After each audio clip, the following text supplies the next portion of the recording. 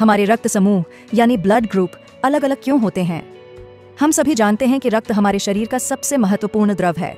यह ऑक्सीजन, पोषण और रोग प्रतिरोधक तत्वों को पूरे शरीर में पहुंचाता है। लेकिन हर व्यक्ति का रक्त एक जैसा नहीं होता। वैज्ञानिक दृष्टि से रक्त का वर्गीकरण रक्त समूह में किया जाता है। रक्त समूह बनने का आधार क्या है?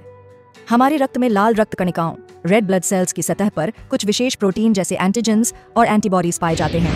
इन्हीं की उपस्थिति या अनुपस्थिति के आधार पर रक्त समूह तय होता है। सबसे प्रसिद्ध वर्गीकरण प्रणाली है एबीओ रक्त समूह प्रणाली। यदि आरबीसी की सतह पर ए एंटीजन है तो रक्त समूह ए होता है। यदि बी एंटीजन है तो रक्त समूह बी होता है। यदि दोनों ए और बी एंटीजन हैं तो समूह ए बी कहलाता है। और यदि कोई एंटीजन नहीं है तो वह ओ समूह है। इसके अलावा एक और महत्वपूर्ण प्रोटीन होता है जिसे RH फैक्टर कहते हैं। अगर यह मौजूद है तो समूह के नाम के साथ पॉजिटिव जोड़ा जाता है, अगर नहीं है तो नेगेटिव लिखा जाता है। इस तरह हमारे रक्त समूह जैसे A+, B-, O+, AB आदि बनते हैं। रक्त समूह अलग अलग क्यों होते हैं? इसका मुख्य कारण है आनुवंशिकता, जेनेटिक्स। हमारे माता पिता से हमें जो जीन मिलते हैं उन्हीं के संयोजन से हमारा रक्त समूह तय होता है।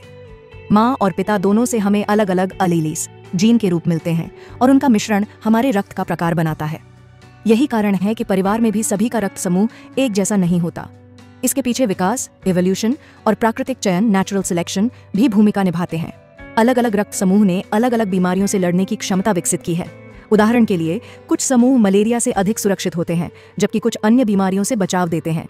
यही विविधता इंसानों को विभिन्न परिस्थितियों में जीवित रहने में मदद करती रही है। रक्त समूह का महत्व। रक्त चढ़ाने, ब्लड ट्रांसफ्यूजन के समय सही समूह का मिलान बहुत आवश्यक है, क्योंकि गलत समूह का रक्त शरीर में जाने पर शरीर की रोग प्रतिरोधक प्रणाली उसे शत्रु मानकर नष्ट करने लगती है, जिससे जानलेवा स्थिति बन सकती है।